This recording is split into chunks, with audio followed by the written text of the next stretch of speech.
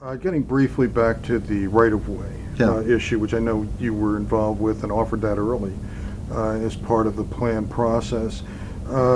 Is that something that sounds good because it immediately sounds good? Yeah. Or is that something that you really believe substantial progress can be made? Because obviously fiber optic cable is one of the beneficiaries if that process can be accelerated. Absolutely, that fiber optics is a beneficiary, but I have to tell you, Dave, if you think it sounds good, you're way too into this business. That is probably the least sexy part of the plan. It's incredibly boring, but I do think it's really important. I think there are a lot of good practices that some cities are doing. And what we want to do is figure out a way in which we can encourage more cities to do that. And by the way, not just cities. I think the federal government has an obligation. We talk about that there.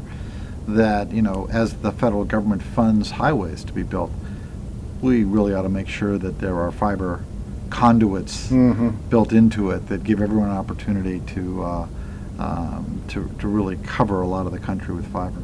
And maybe one time, One rather than time, having dig to put once, it in, dig right. it, yeah. Yeah. One of the early findings that you came out with and that you had to deal with was the fact that even though broadband goes to over 90% of the U.S. population, only 2/3 of that number actually subscribe to it, which suggests an entirely different problem that you need to deal with. And yet the plan itself is optimistic that 90% of the population, I guess in coming years, will have some kind of broadband connectivity. What is the reason for your optimism there? Well, no, actually, I wouldn't say we're optimistic. Okay. I think we set a goal as we set other goals.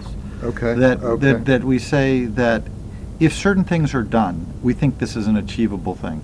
Okay. I think it's tricky. The part of it is just affordability. And look, we could solve the affordability short term in a way that would be very destructive, right? I mean, you could just say, let's price regulate everything, bring the cost down to zero, and suddenly it would be affordable. But then no one would have an incentive to upgrade. So that we're not getting into that kind of price regulation, Right. and we certainly wouldn't suggest that. But money is an issue, in terms of the very low income and kind of the tranche just above that. We think that the upcoming wireless 4G will help drive down some prices, but we don't know. Right. It's tricky to know. There's some evidence from other countries that wireless does compete, but it's not a certainty that it will compete here, or that it'll have an impact on price. So that's an issue. But it's not just about price. I mean, one of the more interesting findings was that a very large percentage of people who say they can't afford broadband, nonetheless can afford and do pay for subscription television. Now, one way to think of that, and there are people who think of it this way, saying, well, then why should we subsidize any broadband if people would rather spend their money on subscription television? That's perfectly fine. Right. But one of the things we saw is that group also, there are a lot of issues with digital literacy, which is both computer literacy, that is to say device literacy, as well as internet literacy. How do you actually find the information?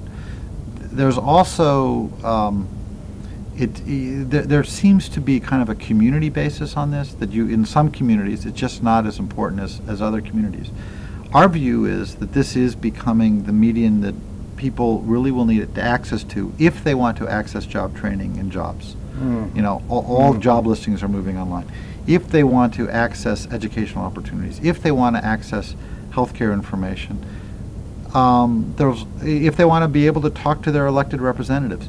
So it becomes this very essential public medium, but it's, as is often the case in our country, it's essentially driven by the private sector.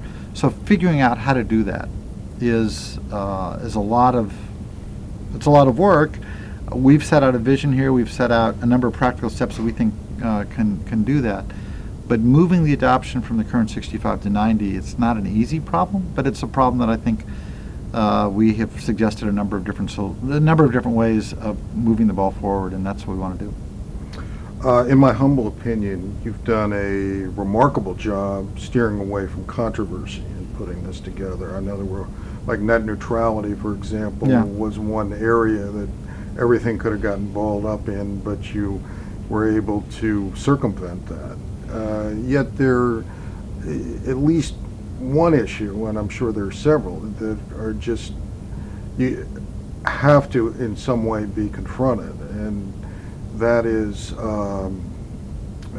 the Verizon Fios build-out came largely as a result of the triennial review order, which allowed them to kind of control their own fiber to a certain extent. And yet many nations have achieved success in developing national broadband plans by having open access, and several competitors using the same infrastructure to build off of. So there seems to be kind of an inherent conflict there. Do you have any suggestions moving forward for how those kind of competing interests could be resolved? Well, first of all, one of the things that was amusing to me kind of in the press was about a week or so before the plan, the press seemed to be saying that the plan was so controversial that it would never get implemented, and everybody was going to hate it. And indeed, the Wall Street Journal came out with an editorial the weekend before the plan came out, saying business hates it. Then, the day the plan came out, all the businesses came in and congratulated the FCC and were largely very, very supportive. And then the theme was, oh, they avoided all the controversy. And indeed, when a reporter called me up and said, well, you know, now that you've rolled out all the non-controversial issues, and I said, like, what do you mean? He said, well, you know, like spectrum and universal service. And I just had to say, in my experience, spectrum and universal service are not exactly non-controversial. I think we rolled out sensible policies, and I think there is a lot of support for them, but I would not say they lack controversy. There were certain issues, of which net neutrality is one, that we very consciously decided not to tackle. Now, part of that was that the FCC itself was having a separate proceeding, so it really would have been duplicative. There also were certain issues where the kind of analysis that we were set up to do, you don't add that much, really, to that debate, right? If we had come out in this report with 40 additional pages on net neutrality, I'm not sure we would have changed anybody's mind. Lots has been written. On the other hand, no one had ever sat down and said, what is the net present value gap of private investment necessary to connect every home in America? Okay, we're the first people to do that. No one had ever done the kind of analysis on spectrum, like where is the spectrum sitting, how much are we going to need, how much do we do it? We think we could bring a lot of value. The question you raise about unbundling, also a very controversial one. There are a number of proceedings at the FCC that address certain claims by competitors that they ought to have more access to kind of incumbent facilities. For example, special access is an example of that. It's a very important issue. We don't really address it in the plan. The reason there, again, is that it's slightly different than net neutrality, but it's similar in that there is a separate proceeding. But the other thing is it's very fact-specific. I mean, it's market by market. You really have to do an analysis which isn't appropriate for a plan, but it is very appropriate for the notice and comment, MPRM type proceeding that you do at the FCC. So I think that part of it, we wanted to do what we thought we could do to move the ball forward in a variety of ways.